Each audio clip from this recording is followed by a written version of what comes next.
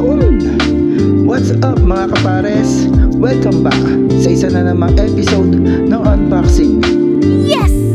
Tara, samahan niyo po akong muli para mag-review ng mga sapatos na hindi lang basta pang basketball. Pwede rin nating pang forma. Let's go! Tara mga kapares, simulan natin dito sa Kobe Crazy One. Siyempre ay ginamit ng none other than Kobe Bryant. Ayan ang colorway nyo, Lakers colorway. Dominant yung white, tapos may combination ng purple tsaka yellow. Ang ganda oh.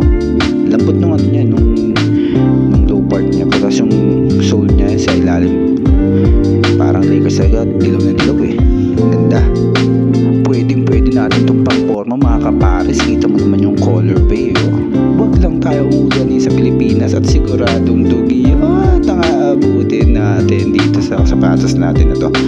Tsaka diba, maganda itong gamitin sa mga indoor kasi para hindi masyadong madumihan. Tapos yung cushion niya sa loob ang lambot niya. Actually sinukat ko siya. Maganda yung fitting niya. Kaya sa mga gusto bumili ng ganito, mag-ano na kayo ng half size up lang kayo. So kung 9 kayo, maging gawin yung 9.5 para hindi naman gano'n kasikip.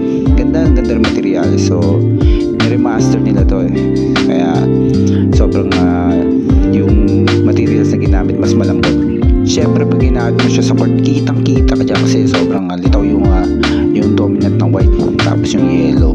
Talagang magiging ala Kobe Bryant ang datingan mo dito mga kapares. At siyempre mga kapares, dahil matagal-tagal po tayo hindi nakapag-upload, eto, mag-unbox pa tayo ng isa pa. At special edition to kasi Austin Reeves 1 to, gawa ng Rigorer. Tara, tingnan natin mga kapares kung pwede siyang pang-forma at magiging pogi din tayo katulad ni Austin Reeves. Sipilipin natin mga kapares kung anong kulay ang dumating sa atin. Yan na mga kapares. Uy, ito pala yung OG na colorway ng Austin Reeves 1. Ito yung pinakaunang lumabas na kulay. Ayan o, yung logo ng Rigorer. Actually parang bristles yan, yung bilog na yan.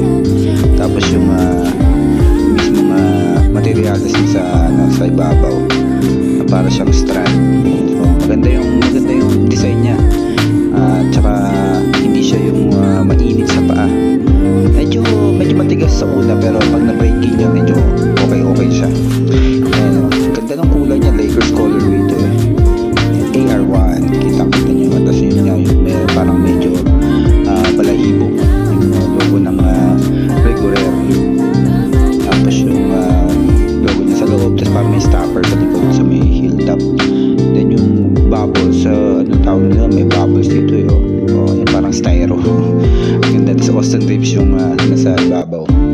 Ganda ng materials niya, sulit din naman.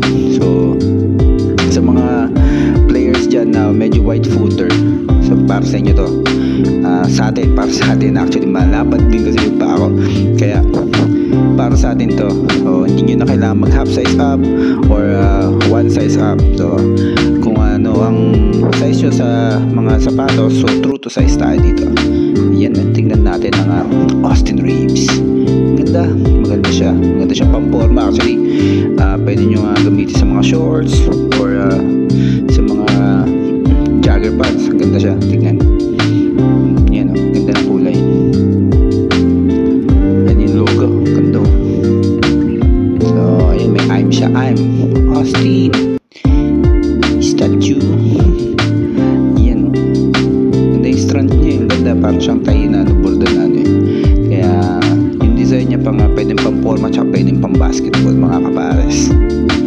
Yung sa loob parang parang design. Yun, mga kapares, panalo to eh, panalo. Yung ilalim niya sobrang maganda rin sa indoor tsaka outdoor, makapit din. So hanggang sa muli mga kapares.